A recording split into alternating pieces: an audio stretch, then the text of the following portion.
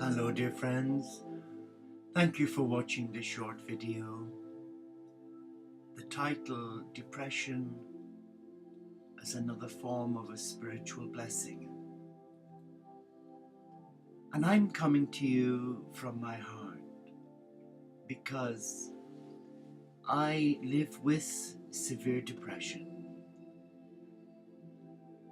and also bipolar as a result of being introduced to Prozac 16 years ago.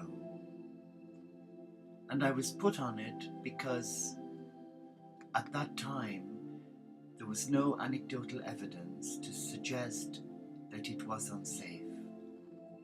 I guess it's because there was a lot of politicking going around the drug to try and win votes to the American Senate. And all of that did come to light several years after the damage was done to me. But at that time, when I was mourning the loss of a dear friend who was my blood, like a blood brother, a friendship we held for 28 years as brother monks and friends. And the depression went on to become full-blown bipolar, where I ended up losing everything. But hey, God had a plan. And though it wasn't my plan at the time, because I was left facing the reality of the impact of disassociated, disinhibited behavior, that also introduced me to the credit card, where I took it for a walk. No, I didn't. It went on a marathon run, and I ended up with debts to the tune of £22,000. But hey, I had a great time because I was out of control, even becoming a regular passenger on the ferry from Holyhead to Dublin. I think I lost track of how many times. In fact, one of the staff said, "We should make you a member of staff. You're never off the ship." But what was so funny was I was found stark naked in O'Connell Street in Dublin. But thankfully, a friend of my sister recognized me and put his coat on me. And that was all the impact of a mind-altering drug that was prescribed for depression to help me deal with the death and dying of a dear friend. For 4 years, having taken the drug and living with the impact of all that had happened, I now look upon it very differently. Had that not have happened, had I not have had that complete mental health breakdown, I would not be the person I am today. Now that sounds crazy talk, but it's true. I would still be living in a loveless relationship. I'd still be rescuing every Tom, Dick and Nelly. I would still be deeply unhappy, deeply unfulfilled, not knowing who I was and not knowing what my life purpose was. But I guess God has a sense of humor, don't you think? Because out of the ashes, the phoenix rises. And I'm not saying I'm a phoenix, but I do remember in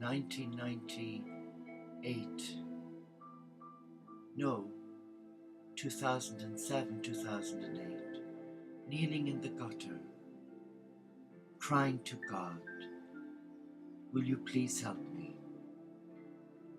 I am really afraid." And I asked for help.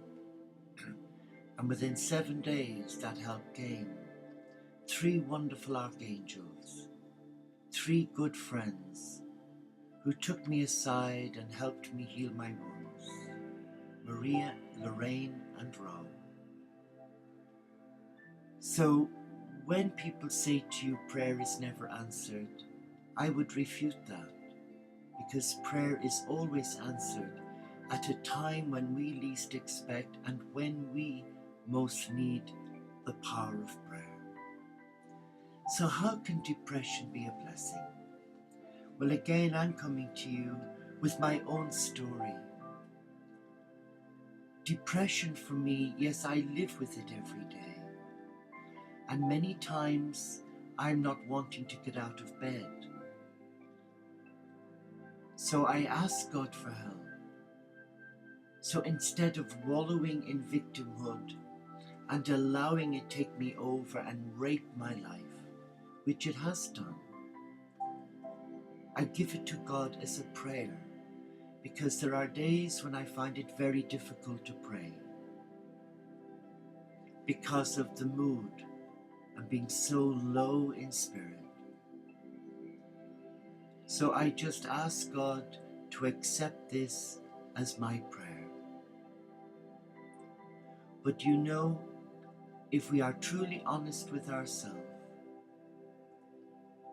and we talk to God as a loving Father and to Jesus as our brother, and we lay our cards on the table and say it as it is, where there's no denial, there's no mind games, and just say, I am struggling with this.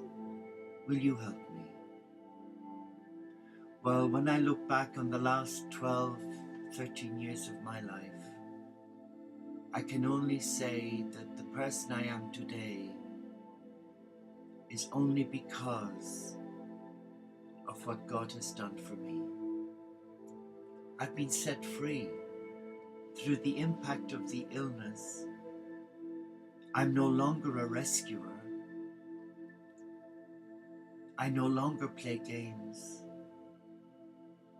And for the first time in my life, I'm able to come from my heart and speak my truth in love.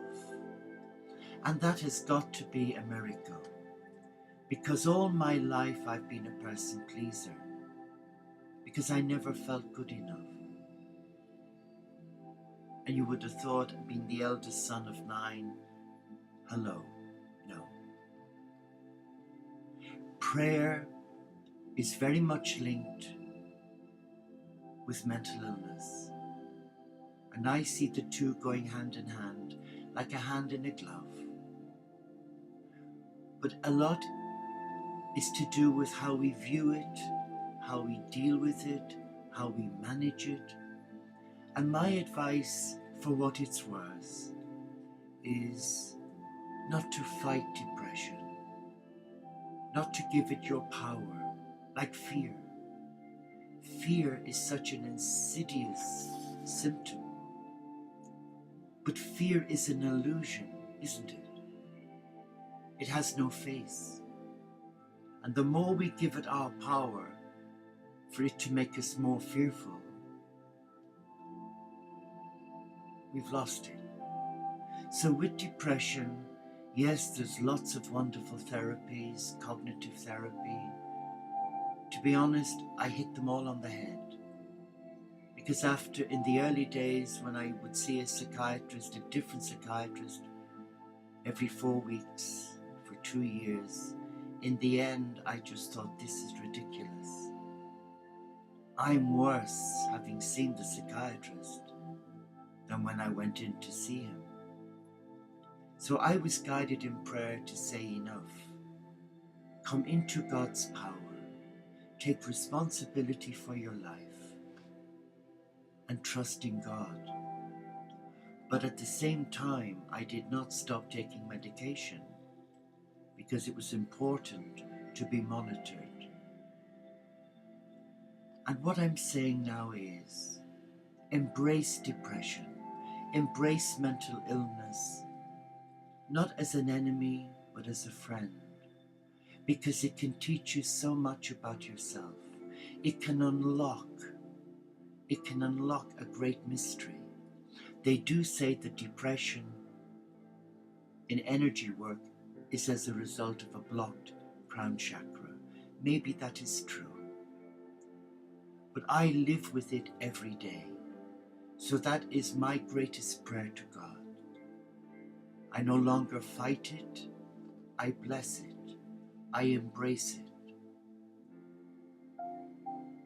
And I pray for those who have to put up with me, because they also need prayer.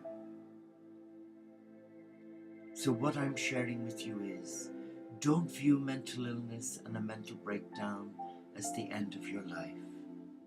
It can be the most powerful blessing that you've ever been given. Embrace it with love. Thank you.